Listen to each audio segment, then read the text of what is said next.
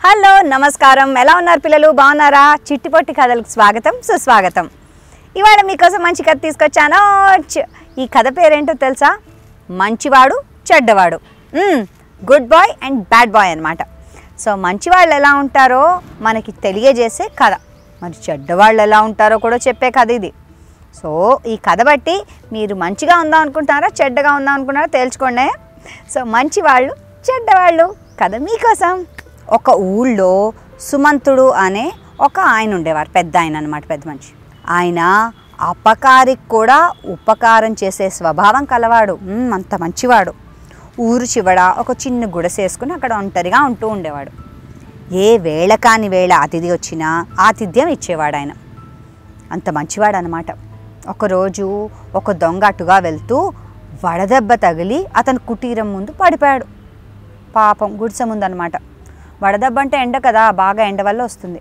ఎండ వల్ల ఇలా సొమ్మసిల్లి పడిపోయాడు ఫెయింట్ అయిపోయాడు అనమాట అయితే ఆతిథ్యం ఇచ్చే ఈ సుమంతుడు దొంగ పడిపోగానే చూసి అతనికి నీళ్లు జల్లి చక్కగా తుడిచి అతనికి వైద్యం అంతా చేసి అంటే మందులన్నీ ఇచ్చి చేసేసరికి స్పృహ వచ్చింది మెలుకుంటాడు ఆకలిగా ఉందని ఆ దొంగ చెప్తాడు వెంటనే 5 నిమిషాల్లో చక్కటి భోజనం పెడతాడు అయితే ఆ దొంగ ఆకలి మీద ఉన్నాడు ఊరా అని తినేసి హాయిగా ఉండి ఒక అనుమానం వచ్చింది దొంగకి సుమంతుణ్ణి అయ్యా ఈ మిట్ట మధ్యాహ్నం ఇంత ఎండవేళ ఇంత మంచి విందు భోజనం ఇంత త్వరగా మీరు చేసి నాకు ఎలా అందించారు అంత ఫాస్ట్గా ఉండారా మీరు ఎలా తయారు చేయగలిగారు అంత త్వరగా అని అడుగుతాడు అప్పుడు సుమంతుడు నా దగ్గర ఒక మహిమ గల గిన్నె ఉంది అది కావాల్సినప్పుడు క్షణంలో చక్కటి విందు భోజనం వచ్చేస్తుంది మనకేం కావాలంటే అది వస్తుంది అందులో అని అంటాడు సుమంతుడు అయితే ఆ దొంగ ఆశ్చర్యపోతాడు ఒక్కసారి నాకు ఆ గిన్నె చూపిస్తారా చూడాలని ఉంది అని సుమంతుడిని అడుగుతాడు ఆ దొంగ అప్పుడు సుమంతుడు సరే తీసుకొస్తాను దానికే ఉంది అని అలా వంటింట్లోకి వెళ్ళి ఆ గిన్నె తీసుకొస్తాడు ఇలా ఆ దొంగ చూస్తుండగా ఆ గిన్నెని నేల మీద బోర్లించి ఏమంటాడంటే అట్టిపళ్ళు కావాలి అని కోరుకుంటాడు గిన్నె పైకి ఎత్తేసరికి దాని కింద అట్టిపళ్ళు వస్తాయి అయితే ఇది చూసిన ఆ దొంగ ఆశ్చర్యపోతాడు దొంగ కదా ఏమవుతుంది బ్యాడ్ ఆలోచన వస్తుంది బ్యాడ్ ఆలోచన అంటే ఏంటి దాని మీద కన్ను వేస్తాడనమాట ఎలా అయినా సరే దీన్ని దొంగతనం చేయాలి అని అనుకుంటాడు థీఫ్ కదా మరి రాబర్ లాగే ఆలోచిస్తాడు ఆ గిన్నెని కాచేసా రాత్రి చక్కగా బోల్డని వంట పదార్థాలు తినొచ్చని అనుకుంటాడు పెద్ద కోటీశ్వరుడు అయిపోవచ్చని కలలు కంటాడు కానీ ఆ గిన్నె ఎంత దొంగతనం చేసి తీసుకెళ్ళినా అతని ఇంట్లో ఏ మహిమ చూపించలేదు తను కోరిన ఆహారం కూడా తనకి ఇవ్వలేదు ఆ గిన్నె అయితే మొన్నాడు ఆ దొంగ ఆ గిన్నెను సుమంతుడింటికి తెచ్చిచ్చి అయ్యా పొరపాటున నేను ఈ గిన్నె మీ ఇంట్లోంచి నేను తీసుకెళ్ళిపోయాను ఏమనుకోవద్దు తీసుకెళ్ళిపోండి నన్ను మరణించండి మీ గిన్నెని మీరు తీసుకోండి అని ఇచ్చేస్తాడు సుమంతుడు ఏమాత్రం ఆగ్రహించకుండా అంటే కోపం చేయకుండా ఆ గిన్నె తీసుకుని బాబు ఏమన్నా తింటావా దా భోంచేసి వెళ్దు కానీ అని ఆ గిన్నె నుంచి పాయసం గారెలు బూరెలు మంచి మంచి వంటలన్నీ గిన్నెలోంచి సృష్టించి అతనికి భోజనం పెడతాడు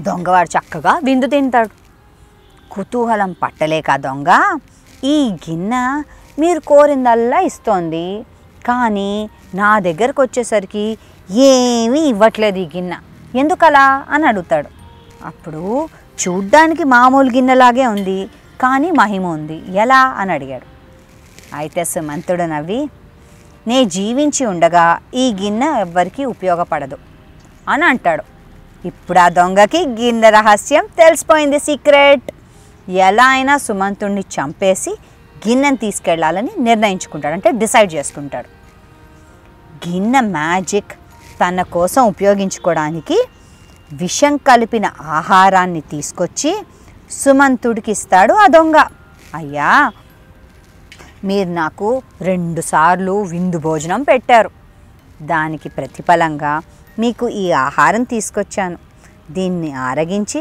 నన్ను ధన్యుని చేయండి అని ఒంగి దండం పెడతాడు చక్కగా ఈ దొంగ. వెంటనే సుమంతుడు ఏమాత్రం సంకోచించకుండా చక్కగా దొంగ తెచ్చిన భోజనాన్ని అతని ముందే మొత్తం తినేస్తాడు. అప్పుడు దొంగ అనుకుంటాడా, అమ్మ విషం అంతా తినేశాడు, నా అన్నంలో కలిపింది, ఇంకేముంది, పొద్దుపోయిన తర్వాత వస్తాను, రాత్రి వచ్చి చచ్చిపోతాడు కదా, అప్పుడు ఆ గిన్నె తీసుకెళ్ళిపోవచ్చు అని అనుకుంటాడు, ప్లాన్ వేస్తాడు. సుమంతుడు మంచం మీద ఇలా పడుకుని ఉంటాడు. అనుకున్నట్టుగానే దొంగ రాత్రి వస్తాడు. సుమంతుడి దగ్గరికి వెళ్ళి రాత్రి చీకట్లో మెల్లిగా వెళ్తుండగా కాలుకేదో తగిలి ఆ దొంగకి గబుక్కుని జారిపడిపోతాడు. అంతే. ఆ అలికిడికి అంటే ఆ శబ్దానికి సుమంతుడు అరిచి లేచి కూర్చుని ఎవరక్కడ అని అరుస్తాడు. దొంగ ఆశ్చర్యపోయి అదేంటి స్వామి మీరు ఇంకా లేచే ఉన్నారా అని అడుగుతాడు. వెంటనే దీపం వెలిగించి సుమంతుడు నేను చచ్చిపోతానని నువ్వెందుకు అనుకున్నావు అని అంటాడు. సుమంతుడు అసలు ఎందుకు అలా అనుకున్నావయ్యా నేను చచ్చిపోతానని అని అంటాడు. అప్పుడు అలా అనగానే దొంగ అంటాడు, ఈరోజు నేను మీకు ఇచ్చిన ఆహారంలో భయంకరమైన విషం కలిపి ఇచ్చాను, ఈ పాటికి మీరు తప్పకుండా చనిపోయి ఉంటారు, అంటే చచ్చిపోతారు, డెత్ అయిపోతుందని అనుకున్నాను అని అంటాడు. అలా దొంగ అనగానే వెంటనే సుమంతుడు నవ్వుతూ నేను యోగాభ్యాసం బాగా చేస్తాను, ఎలాంటి విషాన్నైనా చక్కగా జీర్ణించేసుకుంటాను అని నవ్వుతూ అంటాడు సుమంతుడు. ఇలా నిశ్చలంగా అన్న మాటలు విని దొంగ అయ్యో మిమ్మల్ని ఎలా అయినా చంపేసి మీ గిన్నె తీసుకెళ్ళిపోయి సుఖంగా బతుకుదామని అనుకున్నాను అని అంటాడు ఆ దొంగ. అప్పుడు పాపం ఇంకా ఫలితం దక్కలేదని బాధపడుతున్నా ఆ దొంగను చూసి సుమంతుడు అంటాడు, సర్లేవయ్యా అయిపోయిందేదో అయిపోయింది, నీ అదృష్టం బాగాలేదు, పోతే పోయిందిలే కానీ ఇంత దూరం వచ్చావు కాబట్టి భోంచేసి వెళ్తావా అని అడుగుతాడు సుమంతుడు. అప్పుడు దొంగ చాలా సిగ్గేసేస్తుంది, ఆ దొంగకి సిగ్గుపడతాడు.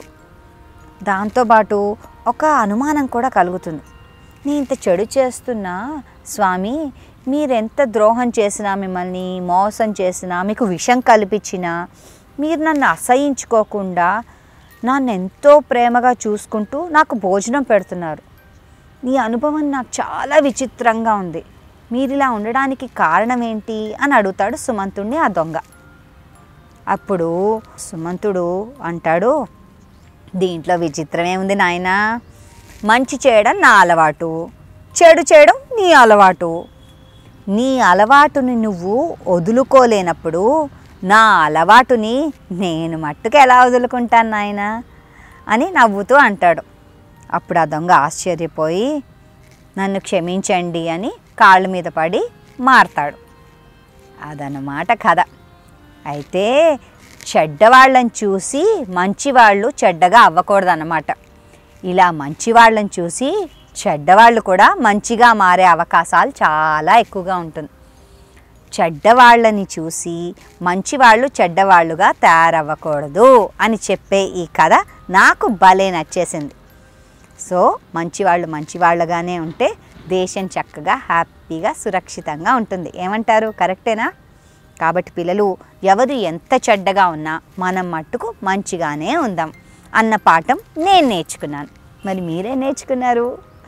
నాకు తప్పకుండా కమెంట్స్ ద్వారా తెలియజేయండి. ఓకే అండి, ఇదండి ఇవాల్టి కథ, మంచివాడు చెడ్డవాడు.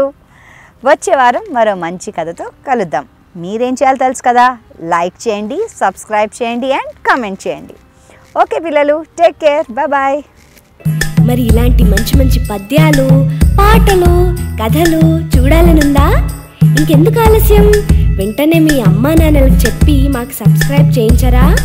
ఈలోగా మేము మీకోసం బోలెడు వీడియోలను తయారు చేసే ప్రయత్నంలో ఉంటాం. అంతవరకు సెలవా మరి, టాటా.